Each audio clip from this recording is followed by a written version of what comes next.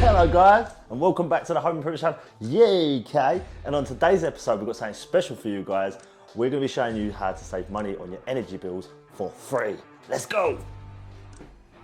With energy prices going through the roof, oh no! I'm going to show you guys a simple little trick, how to bleed your radiators to make your boiler work more efficiently. Right, what you got to do, guys, is get yourself a real fire and start shoveling coal in. Boom, boom. Oh no, it's not real. That's just a joke, by the way, guys. Anyways, what you got to do is you got to get your radiators up to temperature by going to your thermostat and turning it up. Mine's over here, and just go turn it up, crank it up, crank it up. Now that your heating is fully hot, now it's time to check the radiators for air. And what you got to do is just have a little feel. Be careful at this stage because they are hot. So if you feel it and it's hot there, and as you come up, there's a cold section, that means that radiator is going to need bleeding. That is the downstairs radiators checked. Now we're going to go upstairs in the property to check the rest of the radiators. I've checked the rest of the radiators upstairs. I've finally come to my last radiator, which is the towel rail. And these can get extremely hot, so just be careful when testing them. So just give it a little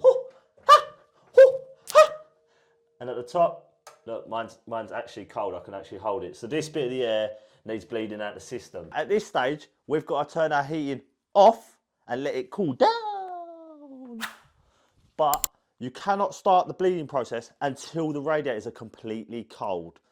Important information from me, and that's me being serious.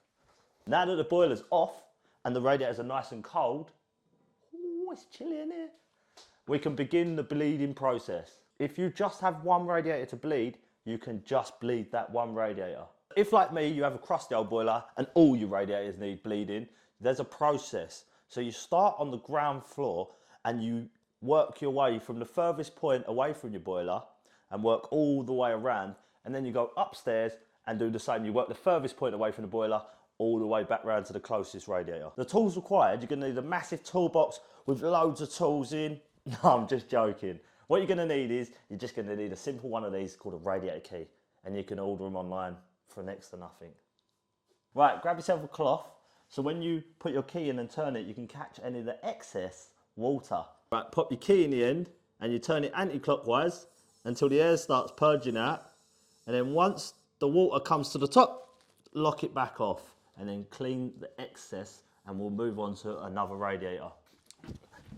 That's the downstairs radiator split. Now let's move on to upstairs. So this is the final radiator. So the boiler is literally direct below this, and this is also the highest. So this should have the most amount of air in. We're going to purge the last one, and hopefully our heating comes back on and we save ourselves some money. Right, so we're going to throw this cloth around because obviously we don't want to get the dirty water on everything. You put your key on the top, little turn, and then the water comes to the top of the radiator and lock it back off. And then clean all the excess water off around it. Now that all the air's out of the system, you need to go back to your boiler and top up the pressure if required. Boilers are slightly different, so you might have to go back to your manual and just search how to top it up manually. And that's it, guys. All the air's been purged out of the system. And now your boiler is going to work a lot more efficient, and it won't have to work as hard to warm up your home. And that's how we save money while the energy prices are going up through the roof. And if you've been enjoying my videos, please hit the like and subscribe and hit the bell to get regular videos from us. I'll catch you in the next one.